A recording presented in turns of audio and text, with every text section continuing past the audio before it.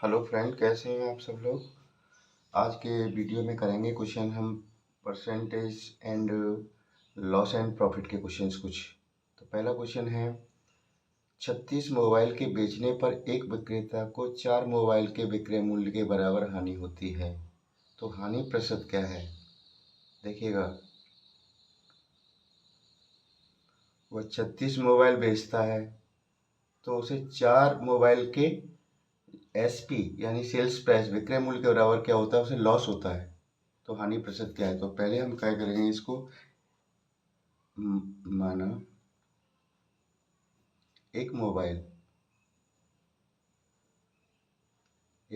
का विक्रय मूल्य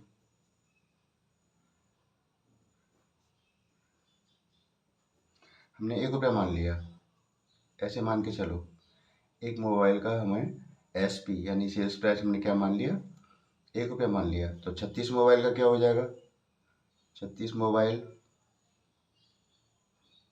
का विक्रय मूल्य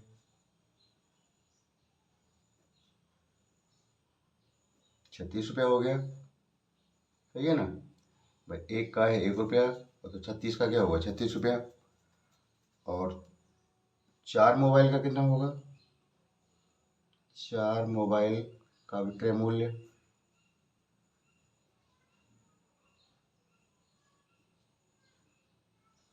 डेफिनेटली ₹4 होगा। समझ गए होगे इस चीज़ को अब तुम लोग, ठीक है। अब जो हानि हो रही है, तो ध्यान देते रहना। अब जो हानि हो रही है कितने के बराबर हो रही है, 4 मोबाइल के विक्रय मूल्य के बराबर हानि हो रही है। तो हानि क्या है, 4 मोबाइल का विक्रय मूल्य क्या है, ₹4। तो हानि हमारी क्या है, ₹4 तो हो रही है। ये बात समझ में आ गई, बस ये समझ में आ गई तो हो गया काम। अब हानि हम कैसे निकालते हैं, हानि निकलती है क्रय मूल्य माइनस विक्रय मूल्य, ऐसे ही तो निकालते हैं, ठीक है। अब हानि आपकी ₹4 है, क्रय मूल्य तो आपको पता ही नहीं है, और विक्रय मूल्य आपको पता है। विक्रय मूल्य कितना है आपका, 36 है। देखो 36 मोबाइल का विक्रय मूल्य क्या है, 36 तो ही है। तो यहाँ से 36 को मैं इधर ले आऊँगा, प्लस का हो जाएगा ना, तो क्रय मूल्य निकल आएगा मेरा। क्रय मूल्य बराबर हो जाएगा मेरा यहाँ से 36 + 4 यानी 40 रुपया हो गया। अब हानि प्रतिशत निकाल सकता हूँ मैं, लॉस परसेंट निकाल दो अब आराम से, कोई दिक्कत ही नहीं है। कितना हो रहा है लॉस, ₹4 का, और परसेंटेज निकालते हैं तो 100 का मल्टीप्लाई बटे क्रय मूल्य। क्रय मूल्य आपका कितना है, 40 है। 0 से 0, 4 से 4 कट गया, 10% की हानि हो रही है उसको, समझे। अगला क्वेश्चन देखते हैं।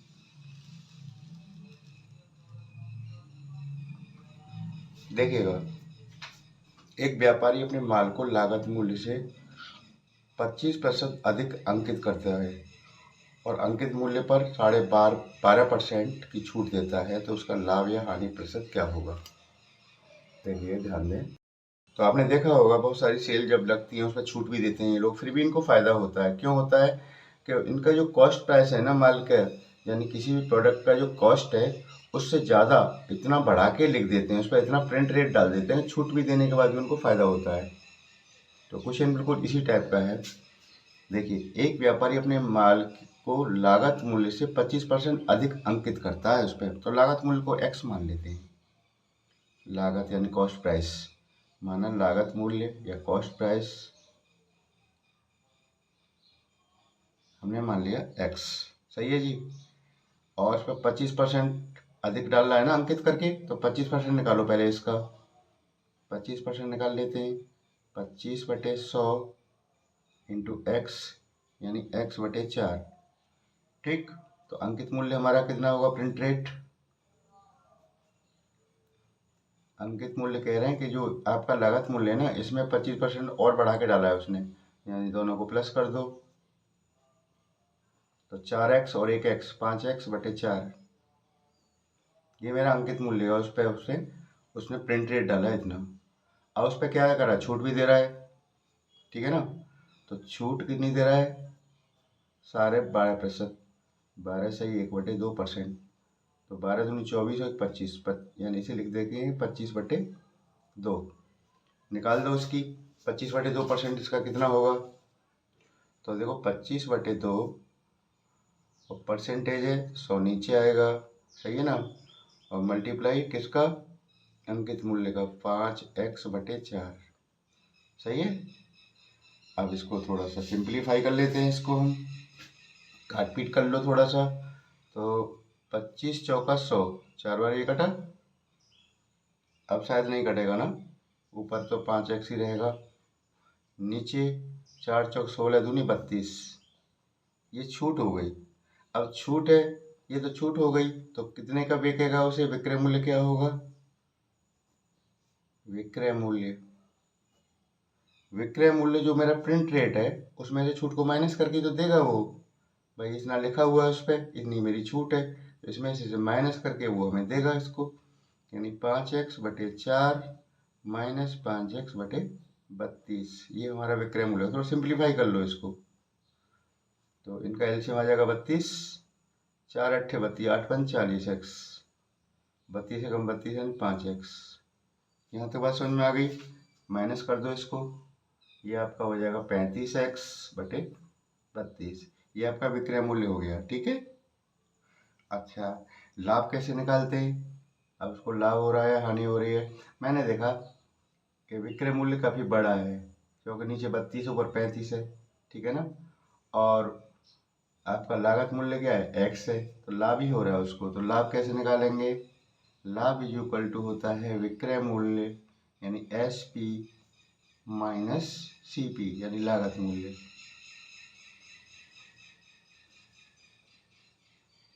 तो विक्रय मूल्य आपका कितना है, 35x/32, सही है, माइनस लागत मूल्य आपका x है, माइनस कर दो, इसको सिंप्लीफाई कर लो, 32 एलसीएम, तो 32 से कम 32, 35x ऐसे आ जाएगा, एक का 32 बार गया तो 32x, यानी ऊपर बचा 33x/32, ये आपका लाभ आ गया। लाभ परसेंट निकाल दो, लाभ प्रतिशत यानी 33x/32, परसेंटेज निकालना है तो 100 ऊपर आएगा, किसके साथ निकालेंगे, क्रय मूल्य के साथ यानी लागत मूल्य के साथ। हमारी कॉस्ट प्राइस क्या है, x है, नीचे x ले लिया मैंने, x से x कैंसिल हो गया, 4 से 25 बार, 4 से 8 बार, ऊपर 33 गुणा 25/8, ऊपर का मल्टीप्लाई करके 8 से डिवाइड कर दो इसको, समझ गए। तो ये आपका करीब आ जाएगा, सॉल्व करके आप देखोगे इसको, 9.375%, इतना लाभ हो गया उसको। समझ में आ गई होगी मुझे उम्मीद है ना। क्वेश्चन ज़्यादा कठिन नहीं होते हैं, बस थोड़ा सा दिमाग लगाने की ज़रूरत है। अब करते हैं क्वेश्चन अगला, देखिएगा क्वेश्चन थर्ड, किसी वस्तु के क्रय मूल्य का 60% उसके विक्रय मूल्य के 50% के बराबर है, तो लाभ हानि प्रतिशत कितना होगा, लाभ या हानि जो भी होगा वो कितना परसेंट होगा। तो ध्यान दीजिएगा, किसी वस्तु के क्रय मूल्य का 60%, तो क्रय मूल्य मान लें, माना क्रय मूल्य मैंने मान लिया x, सही है जी,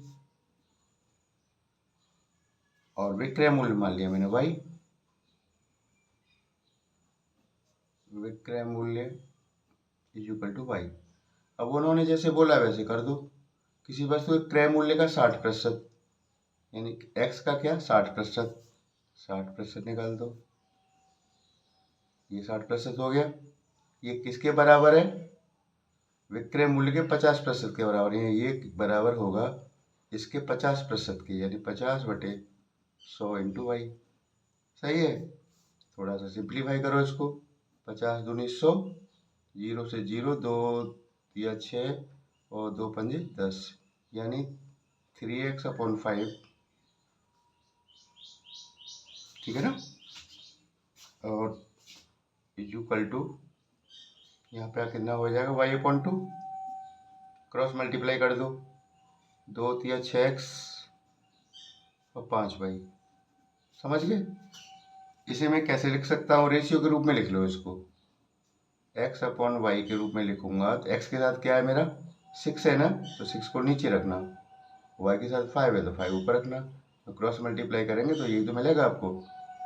तो यहाँ से मैंने देखा x मेरा कितना है 5 है, y कितना है मेरा 6 है। ये आपका क्या है? क्रय मूल्य है, ये आपका विक्रय मूल्य है, ठीक है ना। तो विक्रय मूल्य बड़ा है ना, तो लाभ ही हो रहा है उसको, ठीक है ना, लाभ कर दीजिएगा। तो लाभ हो रहा है तो लाभ विक्रय मूल्य में से क्या कर देंगे? माइनस कर देंगे क्रय मूल्य। अब विक्रय मूल्य आपका कितना है? 6 है, क्रय मूल्य कितना है? 5 है, लाभ हो रहा है 1 का, प्रतिशत लाभ निकाल दो, मल्टीप्लाई 100। और किसके साथ निकालेंगे हम? क्रय मूल्य के साथ। क्रय मूल्य मेरा कितना है? 5 है ना, देखो क्रय मूल्य x था ना, 5 निकाला था मैंने, 5 से काटो कितना आ गया? 20% का उसे लाभ होगा जी। क्लियर होगी बात, समझ में आ गई होगी मुझे उम्मीद है ना। अब क्वेश्चन करते हैं अगला।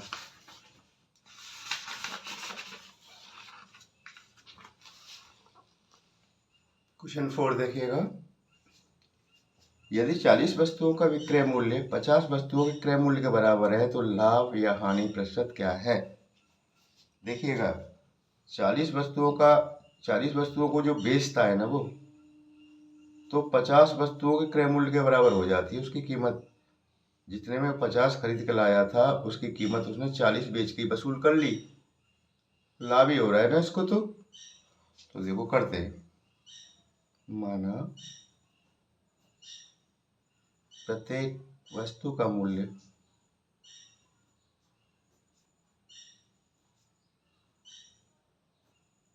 हमने मान लिया 1 रुपया, ठीक है। तो 40 वस्तुओं का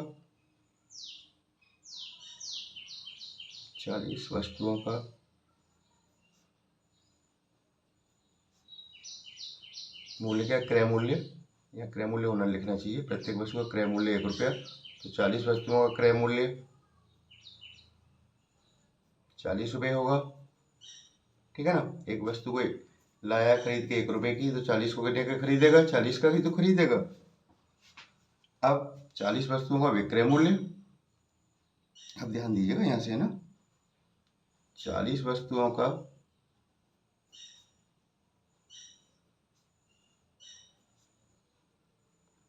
विक्रय मूल्य किसके बराबर है? 50 वस्तुओं के उसके क्रय मूल्य के बराबर। तो 40 वस्तुओं का विक्रय मूल्य क्या हो जाएगा? 50 रुपया, ठीक है ना। ये 50 रुपये की बिक दिया उसने। अब लाभ हो रहा है, लाभ कैसे निकालते हैं? विक्रय मूल्य माइनस क्रय मूल्य। विक्रय मूल्य आपका 50 है, क्रय मूल्य आपका कितना है? आपका 40 है, 40 है ना। तो 10 रुपये का फायदा हो रहा है उसको, प्रतिशत लाभ निकाल दो। लाभ प्रतिशत 10 गुणा 100 बटे क्रय मूल्य कितना है? क्रय मूल्य 40 है ना, तो 0 से 0, 4 से कट गया 25 बार, 25% का लाभ हो रहा है उसको। समझ गए इस चीज को? देखिए अगला क्वेश्चन 5 है। एक पुस्तक को अंकित मूल्य के 9/14 पर बेचने पर 10% की हानि होती है, ठीक है ना। तो अंकित मूल्य व क्रय मूल्य का अनुपात क्या होगा? इसको ध्यान दीजिएगा। वो कह रहे हैं कि एक पुस्तक को अंकित मूल्य के 9/14 पर बेचने पर 10% की हानि हो रही है, यानी जो प्रिंट रेट है उसका 9/14 पे उसने बेचा है तो हानि हो रही है। तो अंकित मूल्य व क्रय मूल्य का अनुपात क्या होगा? ध्यान दें। देखें, माना वस्तु का क्रय मूल्य x है,